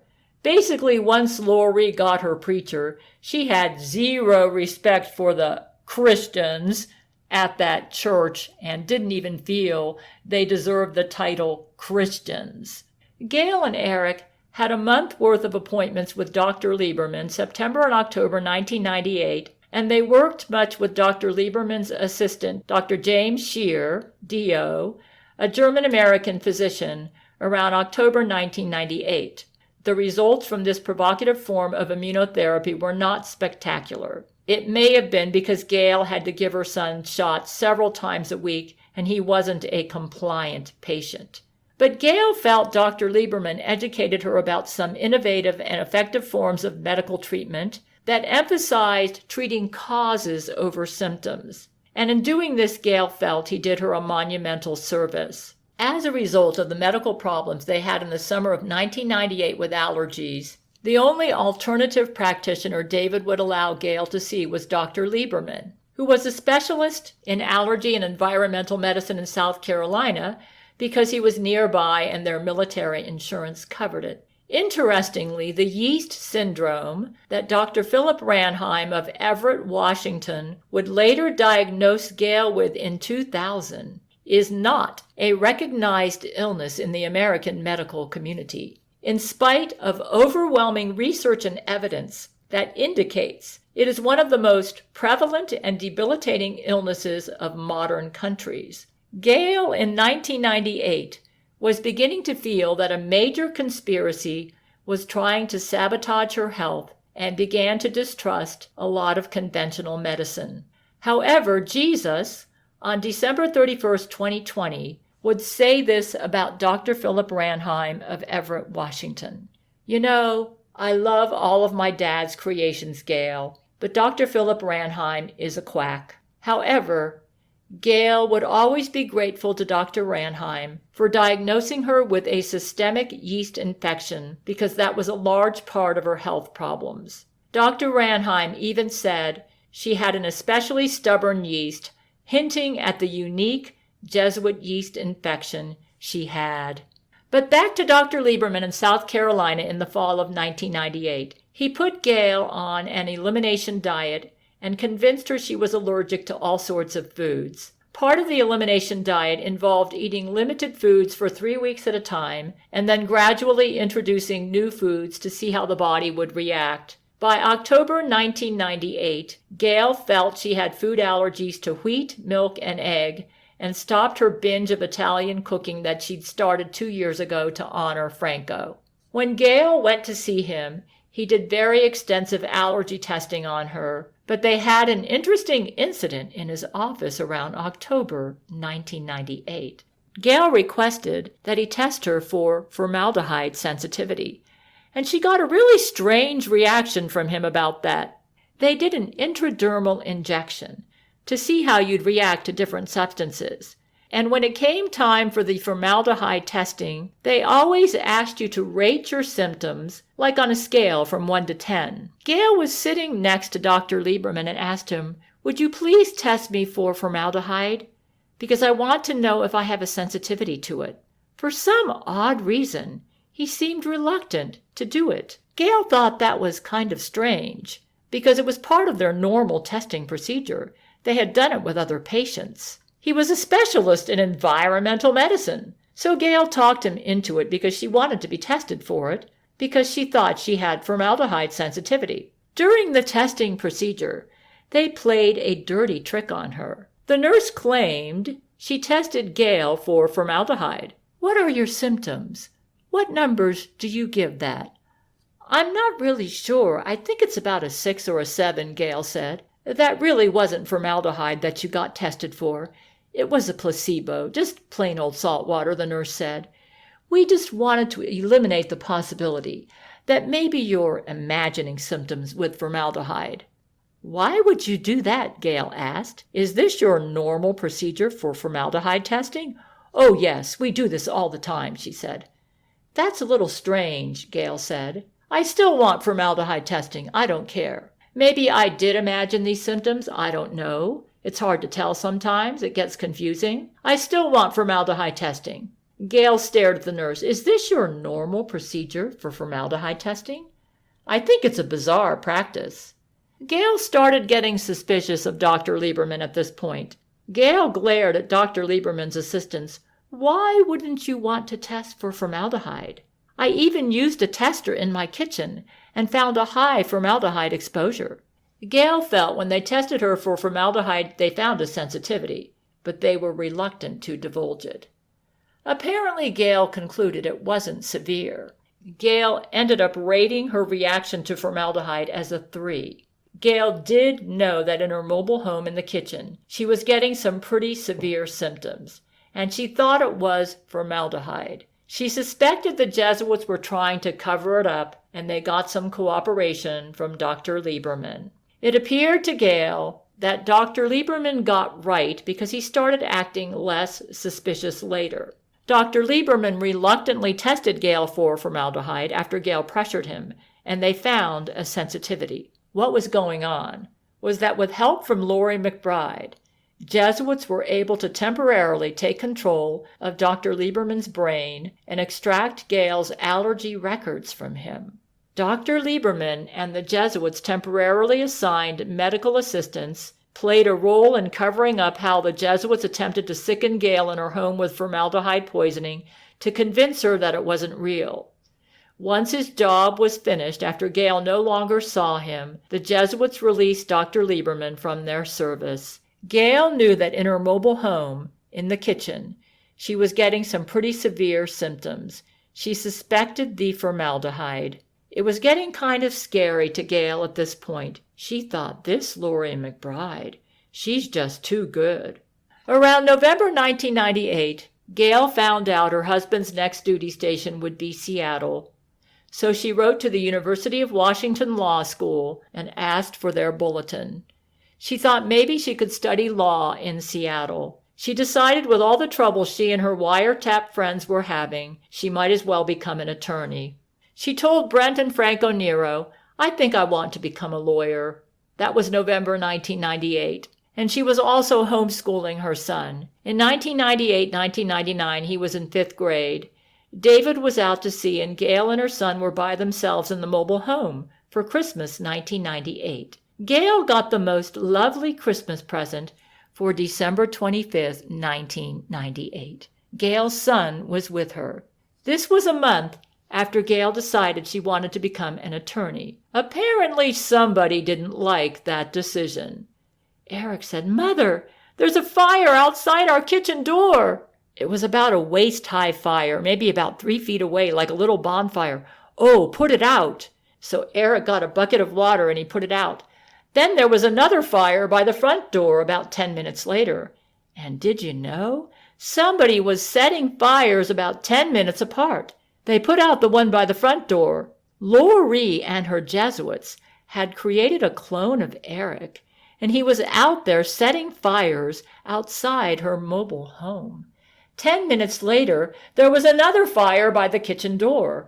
As soon as they put out the fire by the kitchen door, then 10 minutes later, there was another fire by the front door. So they were going from one end of the house to the other, putting out fires. Gail was filling up buckets with water, handing them to her son, and he must have put out about 20 fires. Of course, at this time, neither Gail or her son were aware that such a thing as clones existed. Gail presumed it was juvenile delinquents. In between fires, during breaks, Gail said, "I'm going to call the police. We got to find who's doing this." So she called the Berkeley County Sheriff's Department. Man, it took them forever to show up. They didn't show up right away. For 3 hours, Eric and Gail were running from door to door, putting out fires. Gail said to herself in her head, "Good grief, this Laurie McBride, she's going too far. They need to put her in jail." 3 hours. It was a blitzkrieg of fires, one by the front door, one by the kitchen door. They were all by the doors. And Gail and Eric put them all out. Finally, the police showed up, and there were these black heaps where the fires had been. Gail was exhausted when the police officer showed up. That was stressful. They lived in a mobile home. You know how quick a mobile home can burn down? The fires were close to their home, right by the outside wall, just outside the doors. Gail's son was good. These fires happened about every 10 minutes from about 7 p.m. till 10 p.m. Eric raced from door to door putting out the fires as Gail handed him buckets full of water. The fires didn't touch their mobile home. But the blitzkrieg of fires lasted for 3 to 5 hours. Eric and Gail jumped from the kitchen door to the living room door about every 10 minutes to put out this blitzkrieg of fires just outside their front door or their kitchen door. Gail would see the fire and instruct Eric to dump a pail of water over it.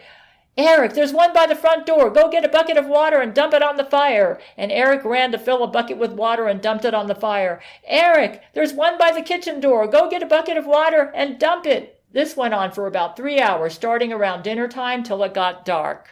Gail would look for the fires and then instruct her son to dump water on it. They had to move fast because a mobile home can burn down fast. She grabbed the cordless phone and called the Berkeley County Sheriff Department several times as she supervised Eric in putting out the fires. So with one hand she held the phone to call the police as she ran from the kitchen door to the front door to see where the fires were. Gail never saw the criminals. They were too fast. Perhaps they were under the mobile home. Gail didn't know. She'd look out the window and see the fire and tell her son to go get the water. The Berkeley County Sheriff the next day, as he looked over the darkened patches of grass where the fires had been, said, "Is anyone mad at you? Do you know who might want to do this to you?" So the police showed up, finally. "You must have made someone awful mad that they'd set all these fires around your house. Do you know who they are?" "I have no idea." No way was she going to give away that Brent and Franco were on her phone. She knew Brent and Franco didn't do it. She figured Laurie McBride was behind the fires, and she wasn't going to help her one bit. Gail could tell Laurie was trying to kick Brent and Franco off her phone and her family doctor, Dr. David Castellone, because he was on too. So Gail said, "I don't know." Brent put Dr. David Castellone on the phone to get more evidence against Laurie McBride to help protect Gail. Those fires were only about waist high. We've had a lot worse cases than that in our police department. This really isn't that big of a deal, he said. Gail looked at that man square in the face. "Who's paying you to do this?" He got real huffed up. "Nobody." "You're telling me that waist-high fires, we just had a blitzkrieg of fires, and you're telling me that this is not a big deal? Our house could have burned down." Gail stared him down. He hedged a bit. "We get fire reports like this all the time." Gail repeated her question. "Who's paying you to do this?" "Nobody, ma'am." "I want to study to become an attorney, and I can tell by the way you're behaving there's something fishy about you."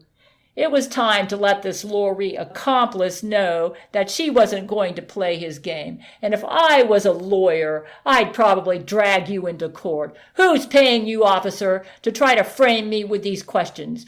You shouldn't treat these fires so flippantly. This could be very serious, officer." Irritated, he said, "Nobody's paying me to do this." He then left. Gail told Brent about that incident on her phone. Brent brought this to his lawyer and brought charges against Laurie McBride. He was able to get her in jail over this.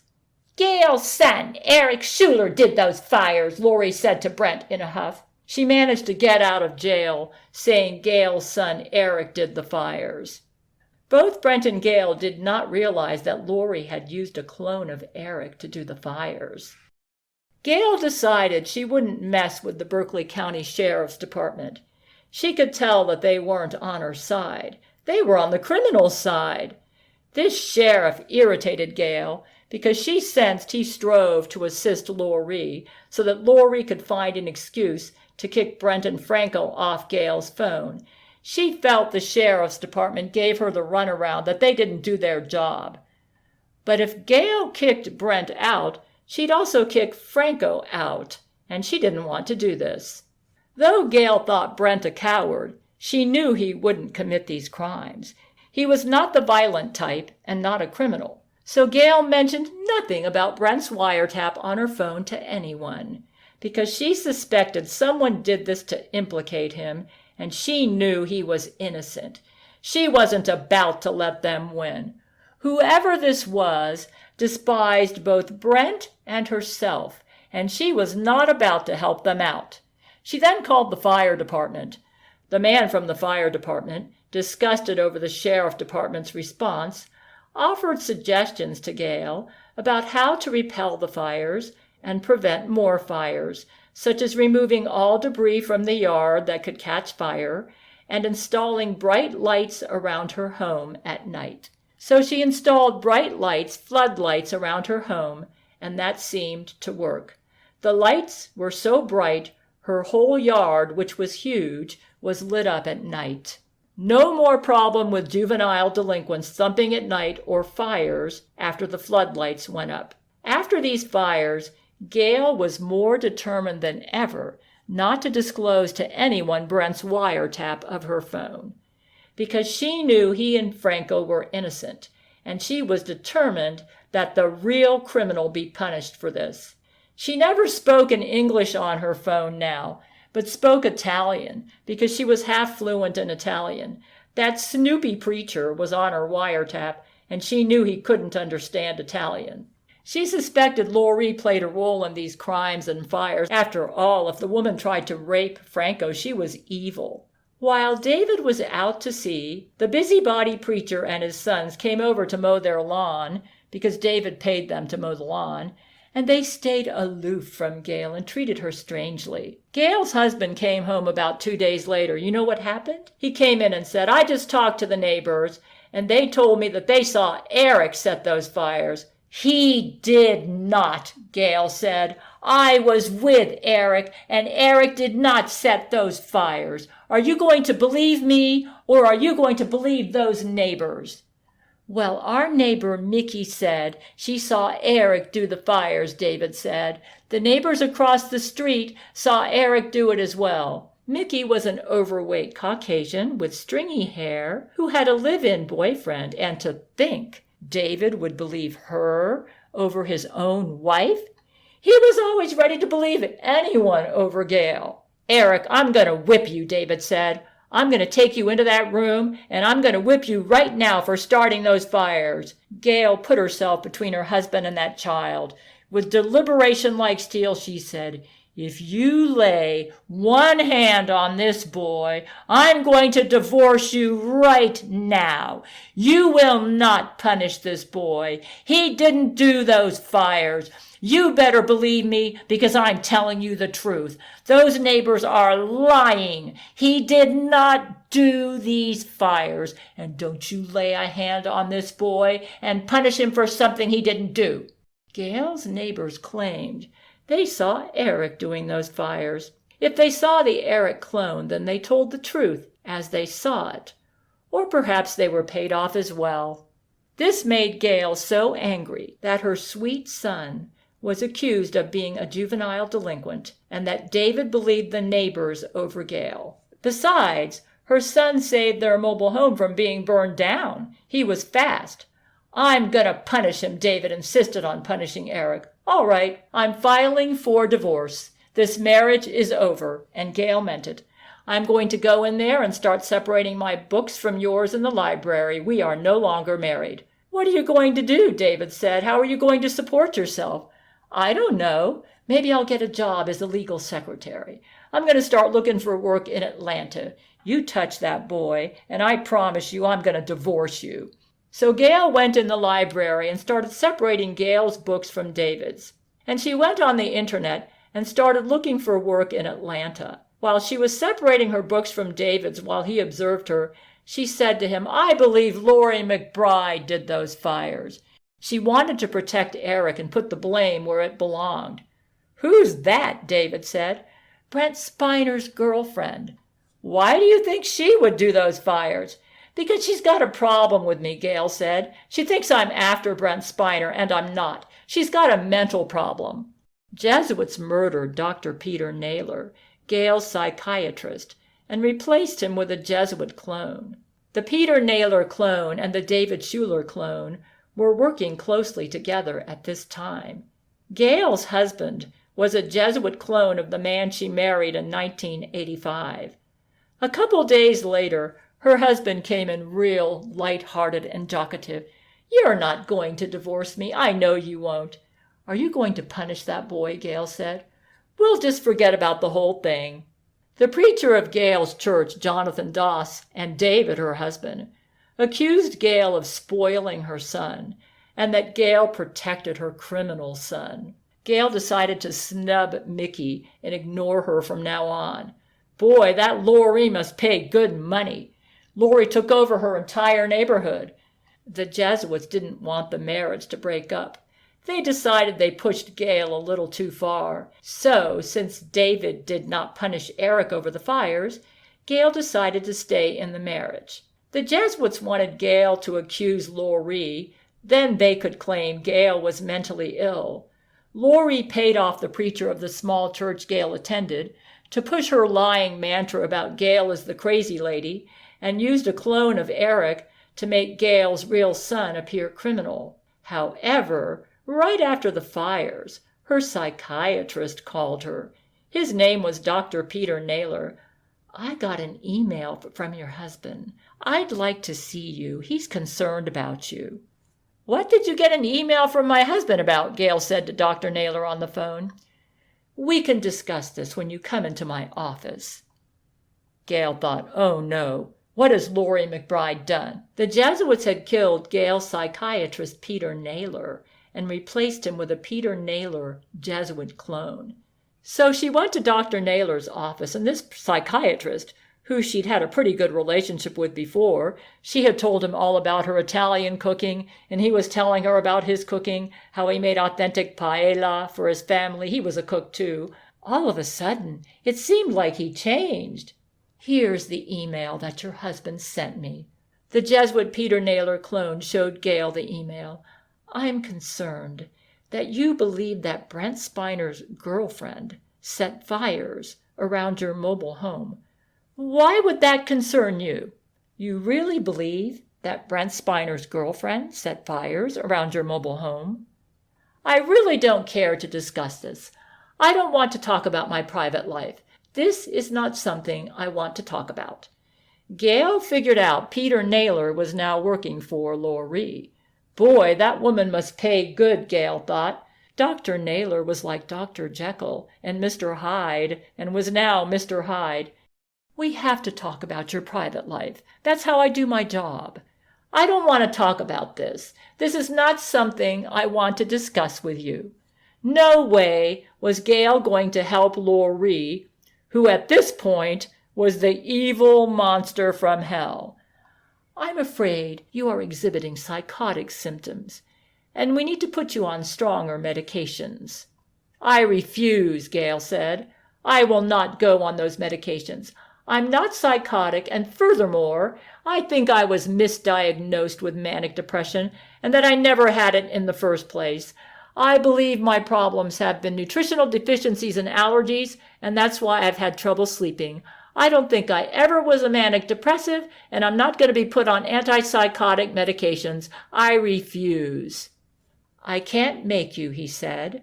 "I'm very concerned about you, and I think you should be put on stronger medications."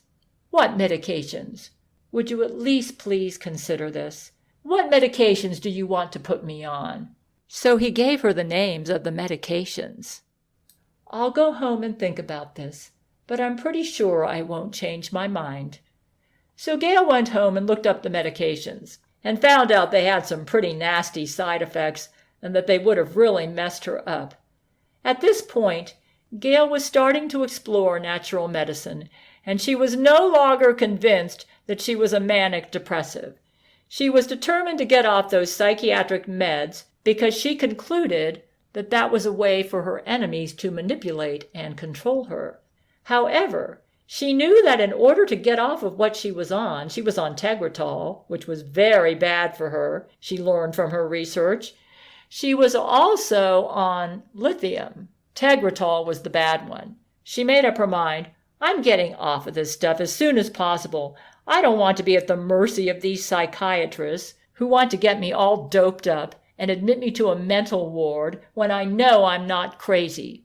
Just because she wanted to protect Brent Spiner and Franco Nero, she didn't want to discuss her private life with this psychiatrist.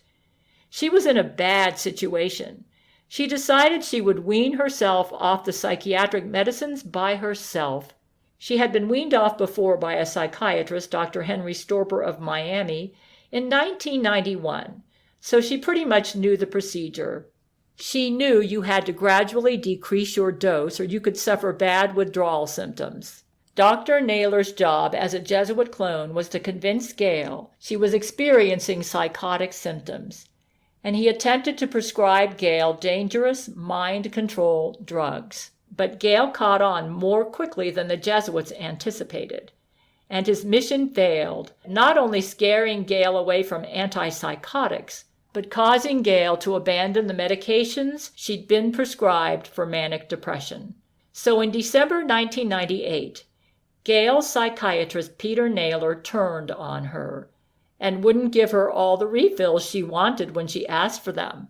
He suggested she change her medications to a stronger antipsychotic medication and claimed that she suffered psychotic delusions because David leaked to him through a note that Gail felt Brent Spiner's girlfriend, Laurie McBride, may have been behind the fires that Gail experienced. Gail never admitted to this psychiatrist or to David that Brent wiretapped her phone.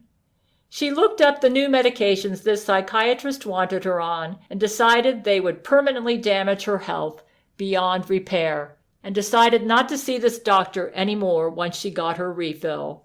After this, she tried to find another psychiatrist. So she called around to find another psychiatrist. All the psychiatrists that were covered by her military health care coverage were not available. The only ones that could see her were the ones she couldn't afford. So Gail thought, Lorrie's really good. She got all the psychiatrists in Charleston. All the ones that I can afford with my insurance are not available.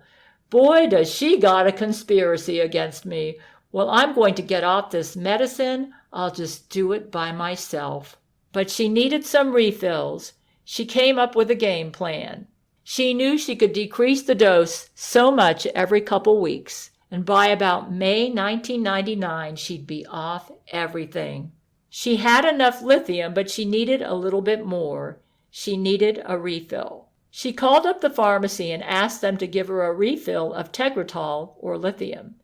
She knew she needed to gradually wean off because if she did it cold turkey, she'd get those horrible withdrawal reactions. And she'd been through that before with a horrible stomach virus in 1991. Her plan was to get enough refills so she could stock up on the medicines and wean herself off. She called up the pharmacy, and they had a problem filling her prescription. Apparently, her psychiatrist had contacted that pharmacy and told them not to give Gail any refills. Why can't you give me a refill? It says I have refills on my prescription. Well, your doctor just contacted us and said you can't have any refills unless you come back and see him. Gail thought, what? This is ridiculous. She said, all right. So she went back to see Dr. Naylor. Have you thought about getting on those medications? Dr. Naylor said. I thought about it. I looked them up and they have terrible side effects, Gail said. I'm not going to take them. I don't think I'm psychotic and I don't think I'm manic depressive. Well, I'm very concerned about you. I need a refill on some of my medicines, Gail said. Will you give me one? He reluctantly gave Gail a refill. It was barely enough. He gave her a refill to last Gail about a month and a half. She didn't tell him this, but in her mind she was planning on decreasing. He gave her just enough to carry it off, so she put her game plan into action. In January 1999, she started gradually decreasing her psychiatric meds.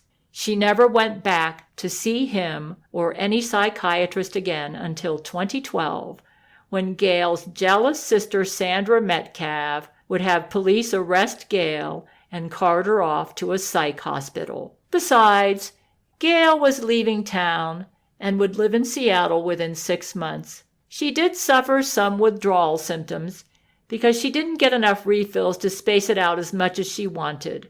She figured if she decreased the psychiatric meds and increased her vitamins and calcium and magnesium, that she'd be all right. Because she figured out the reason she wasn't sleeping was because she wasn't getting enough nutrition, which was correct because she had a Jesuit yeast infection leaching nutrients from her body. From about fall of 1998 forward, Gail started taking natural medicine supplements. She went online and found a website that sold natural health supplements and called them up, and they advised her. She started taking enzymes. She increased her calcium, magnesium, and her vitamins. Her sleep actually improved. Unfortunately, Gail's credit card debt was climbing, and she didn't have a job. David refused to pay for any alternative treatments not covered by military health insurance, and her family got ready to move to Seattle. By the time they got to Seattle in May 1999, she was off all her psychiatric medications. She never got back on psych medications until 2012, when she got on Seroquel, which would deal with her systemic yeast infection, which Jesus put her on. But in 1999, January to May, she got off them by herself because she couldn't find any psychiatrist to assist her that she could afford. Even though Gail thought she could finish up 5th grade with Eric for the 1998-99 school year, homeschooling, David decided to stop the homeschooling, and they got a refund for the rest of the year from Abeka. David probably did this on the recommendation of his preacher friend, Jonathan Doss, who didn't seem to have a high opinion of Gail. Gail and her son were running late because of medical visits to take care of health problems in the fall of 1998, and David put Eric in the Somerville public schools around February 1999. Fortunately, because Abeka was so superior academically, Eric didn't have to be placed behind, even though he was several months behind. And amazingly, his health improved enough that he could attend the public schools. It probably helped that he was out of the contaminated mobile home to attend school. With a nice teacher and good schools, Eric did fine in the Somerville schools. He finished 5th grade in the Somerville public school system. From January 1999 through their military transfer to Seattle in May 1999, Gail gradually decreased her dosage of all her psychiatric medications. By May 1999, she'd successfully weaned herself off all them. Her strategy of increasing calcium, magnesium, and vitamins in a highly absorbable form helped her sleep so that she didn't need the psychiatric medications. In fact, the psychiatric medications made her health problems worse. But David refused to pay for any supplements, and Gail took out credit cards to pay for them, even though she didn't have a job. Gail was desperate to get better. The last person Gail saw before she left South Carolina was Dr. David Castellone, because he was her friend. While her family stayed in temporary military housing as they prepared to leave South Carolina, because they'd sold their mobile home about a month before they left South Carolina in June 1999, Gail visited Dr. Castellone as a patient a few days before they began their long drive to Seattle, just to tell him goodbye and that she'd miss him. He seemed honored that she did this for him. Gail figured out that Brent had put Dr. Castellone on the wiretap to Gail's phone, so she developed a bond with him. About March 1999, before they left Charleston, South Carolina, David bought a new blue Plymouth Voyager van, which would end up being Gail's car until 2020. They wanted to have a new van to make the long drive out to Seattle from Charleston. The entire family drove in the blue van, with David's white truck towed behind it on the long trek to Seattle.